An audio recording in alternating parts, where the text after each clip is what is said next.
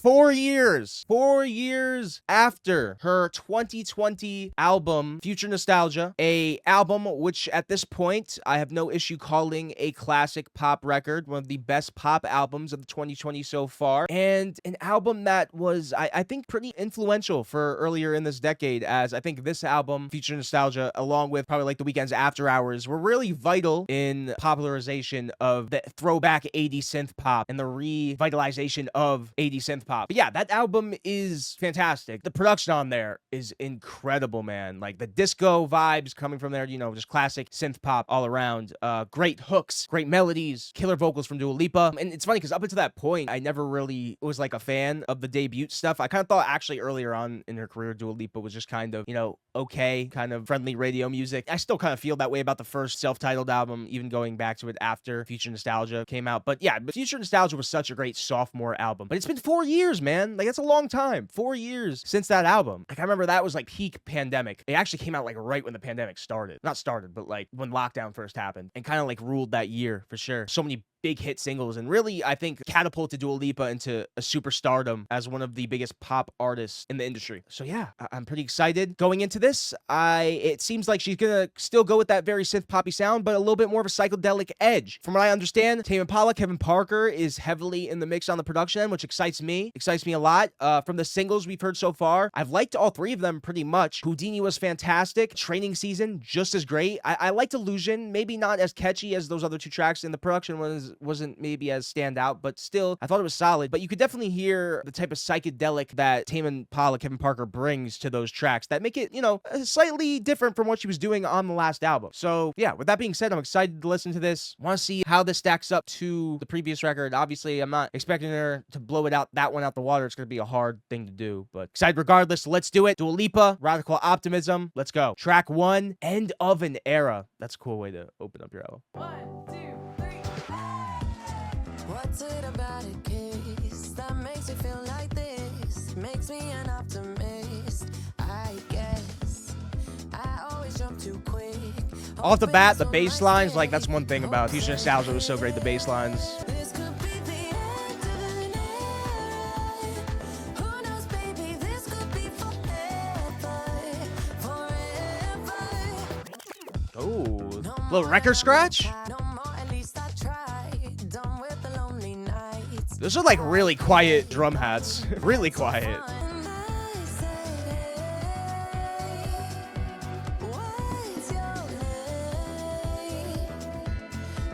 I mean, this has a very summery vibe off the rip.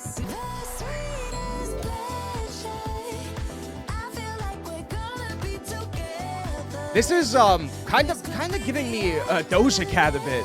Instrumentally, I hear it a bit. Not vocally, but instrumentally. Those synths like that. Oh, the record scratch is cool. On first listen, I'm honestly kind of indifferent on that one. You know, I guess what she's going for, you know, really introducing the era with this opener. I think it could be a solid taster, but I'm kind of surprised at how kind of low key the production maybe kind of was on there. Like, it had a very summery vibe, very summery vibe, but that was not as hard hitting as many of the tracks on Future Nostalgia were. There was a bit of a different vibe from those tracks as well. But, I mean, I like the bass line. There were some cool elements of the production I did like. I don't know. And there was some fun stuff on the track as well, like the little tone switch on the I don't know if that was like the post-chorus or the bridge or what it was. I don't know. It just wasn't like the most standout hook for me on that first listen. Or production. I think my main issue was the production. It didn't really pop. All right, track 2, Houdini. This was the first single. Came out last year. Absolutely love this. Thing's a banger. Let's play it anyway. Prove you got the right to please me, everybody knows. Catch me or I go Houdini. Time is passing like a Yeah, this one still has a fire groove. They say I come and I go. Tell me all the A great hook. It's a great hook. ways you I love the bridge on this song. catch me or I go Houdini. If you're good enough, you'll find a Post-chorus. Another part I like about this track. cause a girl to change. Ooh. I mean, the bridge on this is the best part, though. Maybe you could be the one to make me stay. Everything you say is sounding so sweet. But Yeah, I mean, you definitely get more of a psychedelic sound from here a little bit. you got it, baby, give it to me. They say I come and I go. Yeah, I mean, this track just has better production than that opener to me. I'm not here for long. drums, they just hit more. That groove hits better. And this bridge, man. Whew. Background vocals. Here it is. The bridge. God, the most Kevin Parker bridge ever. But it's so good. I love what they did with Duel's vocals, too. Vocals, man. Oh. Oh, the riff. Forgot about the riff. Yeah, this is just way better produced than that opener. I'm sorry. Woo. Yeah, still a bop, man. Still a bop and a half. Kevin Parker just killed it on the production and the guitar work on there. That bridge is awesome. The post-chorus and the chorus are great on there. And Duel vocally, like, killed it. So, yeah, I mean, I like that track a lot. That was a great single. It was probably my favorite single of the three. I mean, we're only 2 tracks in. I wasn't, like, crazy about the opener. We'll see if it grows on me. And then Houdini, we've obviously already heard. And this next track, we've already heard as well. Track 3, Training Season. Like this one, too. Yeah, this one, the melody on this song.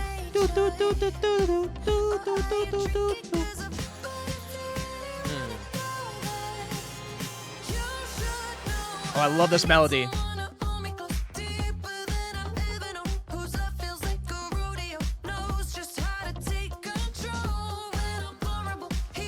Yeah, this is like a physical part too. Also, you hear Kevin Parker very much in this. Probably more so than Houdini. Yeah, I can't get over that melody.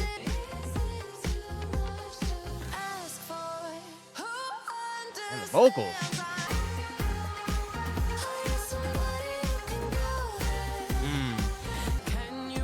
Oh.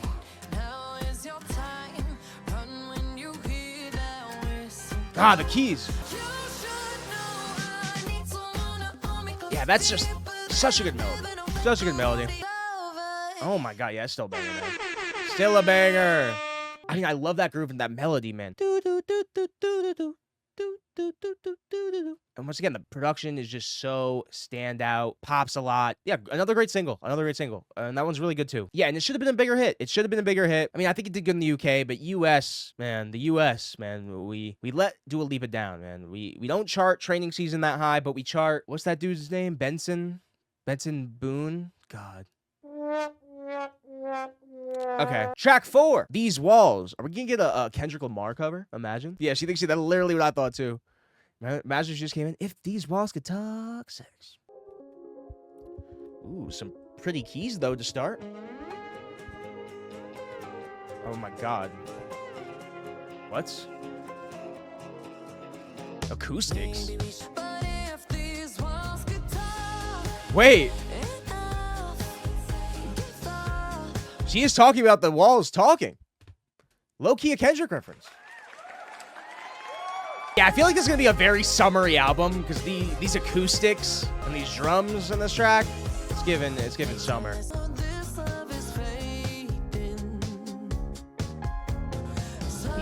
Yeah, I mean, this doesn't sound like anything that would have been on Future Nostalgia. This is not 80s really at all. It's not bad though. It's nice. Liking the vocals,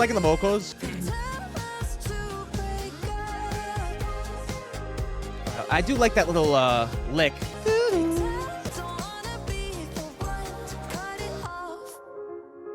I do like the keys a lot in this track. Good vocal performance, honestly. I think I generally like this one. Okay, huh. Damn.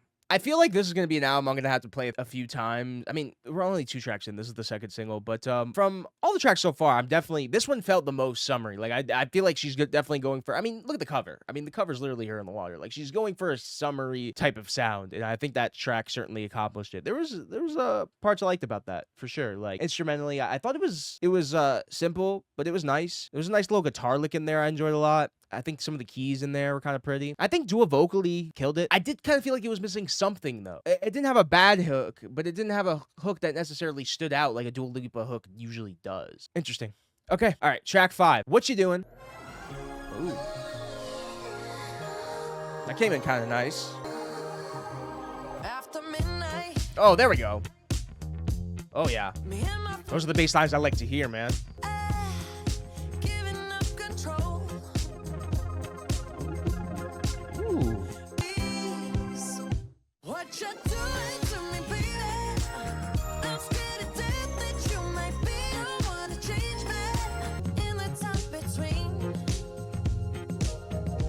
Oh, man. If control is my religion, then I'm heading for collision. That's my 2020 vision. Please, what you doing to me, baby?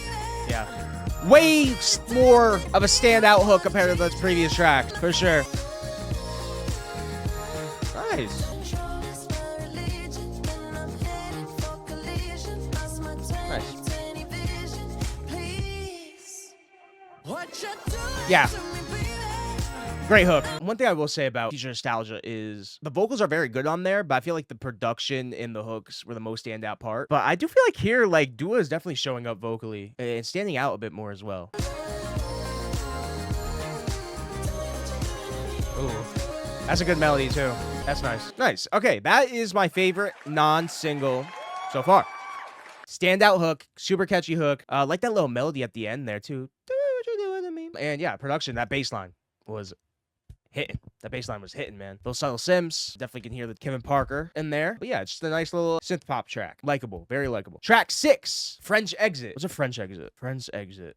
It's a movie? French Exit. Oh, no, it's the same thing. A French Exit, also known as an Irish Goodbye or a Dutch Leave. So they're all called different things, but yes. Okay, got it. French Exit. Track 6. Ooh, drums. Ooh. And I hate that I'm leaving you stranded, but I gotta hit the road. I mean, yeah, the song is literally about hitting the French exit. If I don't break it, go back to Oh, the strings, though. The strings. French exit, Villa à l'anglaise. What? Villa à l'anglaise. What is the accent? She's doing an accent? Oh, no, she's doing French, right? Yeah, I gotta hit the road. it's not a broken heart. If I don't break, The string sections are cool. only way to go is a French exit. What this song is about is pretty hilarious. French exit, Villa à I don't know how I feel about like this little like French part she's doing. I mean, I do like the acoustic. Ooh, the guitar. We're halfway through at this point. I'm kind of fearing that maybe the Tame Impala thing was better on paper. I mean, I don't want to speak too soon, but maybe it was a bit better on paper than it was in reality. Because so far, like, the production is nice, right? Like, I like the string sections on that track. The guitar licks were pretty slick. I don't know, man. I don't know how I feel. I feel like it's just not hitting as much as I thought it was going to. And also, just like the song topic on that track is kind of hilarious. Track 7 is Illusion. Heard this one. Not my favorite of the 3 singles, but I did like it. And I thought it had a very psychedelic feel. Don't you know I could do this dance all night? Ooh, what you Yeah, this is very disco. This is the only disco sounding song I think we've heard so far. think I'm gonna fall for Yeah, I like that too. I like what they did with the vocal chop ups there. It's psychedelic. I could do this dance all night. Ooh, what you doing? I don't know. I like it. I like it.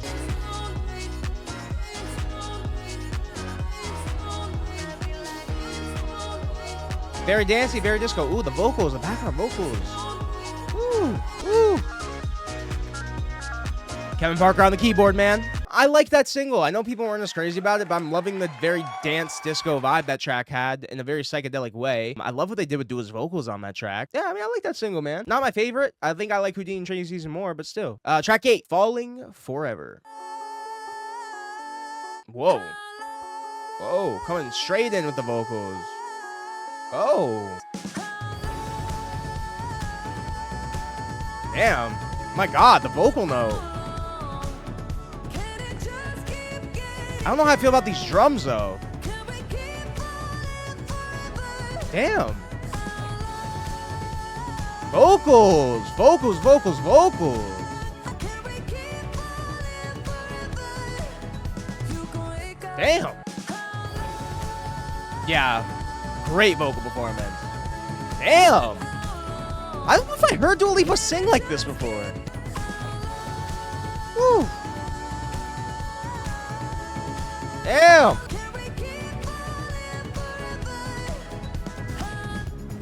forever? Ooh. And beyond. No, I like this one. I like this one. Damn, man. All right, this is definitely carried by Dua, though, but still. Damn.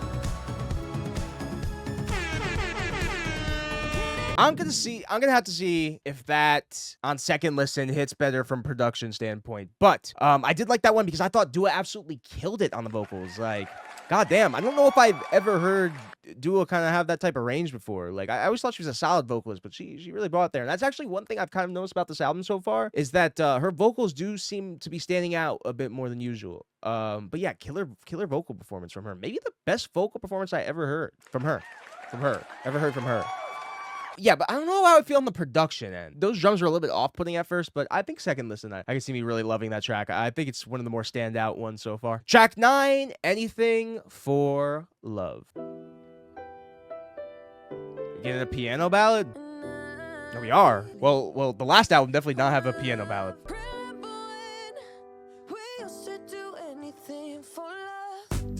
Whoa. Well, shit. I was thinking that switch up. I mean, it felt kind of weird. Like, it started off like it felt like it was gonna be a nice little piano ballad, but then it switched up into, once again, a more throwback 80s sound. It just felt as a track a bit messy. It just felt a bit messy and more of an idea than a song, and also just very short too. Like, it just felt kind of incomplete. Like, maybe a good idea's there, but I don't know, it just kind of felt like it started off interesting and kind of just trailed off into whatever. All right, second to last track here. Track 10, Maria. Oh. All of these tracks have started like really, like the first like key that is played on every single one of these tracks, I've like had like, ooh, this is gonna sound nice. Whoa, what is that wonky synth? Whoa. Whoa. Whoa. A little flute action? Acoustic pop track? All right, a kind of a Latin popish track there. I don't know, man. There's just like something missing. I don't know. I did like the production. I don't know if Dua was necessarily going too hard as maybe she could have on that one. Certainly nice while it was on. Nothing on this album has been bad in any type of way. I'm just not sure that if it has the standout moments that I was kind of expecting or hoping. Last track, track 11, Happy for You. The birds chirping.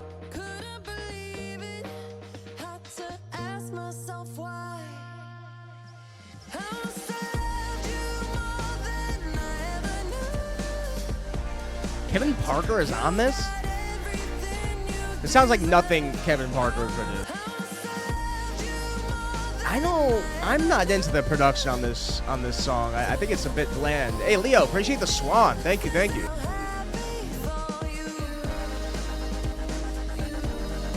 Yeah. I don't know. This might be my least favorite. God, this is really bland for dual standards. Okay, that is Kevin Parker. I think the rest of this was not Kevin Parker, but that is Kevin Parker. Though you know some Kevin Parker keys when you hear them, that is Kevin Parker. I wasn't into that closer, unfortunately. I thought the production on that track was like kind of bland, honestly. It was kind of overbearing and kind of going for this like grand closer, but it kind of just felt like too much. All right, first listen thoughts. Gonna listen to this more obviously, but I will say I'm a little bit disappointed. I honestly think these singles were the best tracks on this album. Deep cuts were strong. I will say this is no Future Nostalgia Part 2. This doesn't sound, a lot of the tracks on here are not as similar sounding as Future Nostalgia. There is some synth poppy moments here, maybe a few that are kind of disco as well, but you know, there's directions on here where she's completely pulling for different, more poppy sounds than usual, especially on that last track. Yeah, I think Maria's a bit of a Latin pop cut almost. It just kind of felt a little bit safe for Dua, unfortunately. I feel like on first listen. And what also sucks is I thought Kevin Parker on paper with Dua sounded like a match made in heaven, but obviously he's not doing all the production here. I think he has a credit on every song. Ian Kirkpatrick I'm seeing in the mix, but the sound just wasn't as exciting as Future Nostalgia. I don't know, I just thought a lot of the hooks on here weren't as sticky on first listen. I don't think the production was as exciting either. One thing I will say, one compliment, is I think Dua did step it up a bit vocally. I think her vocals were pretty great on this album. Not that she's been a bad vocalist ever. She's always been a solid vocalist, but I do think vocally she upped her game a bit. I guess let's come back, listen more, see what tracks stick out. For sure, this is not better than Future Nostalgia or even close to the same level. Unfortunately, I guess I'll see how I'm feeling after.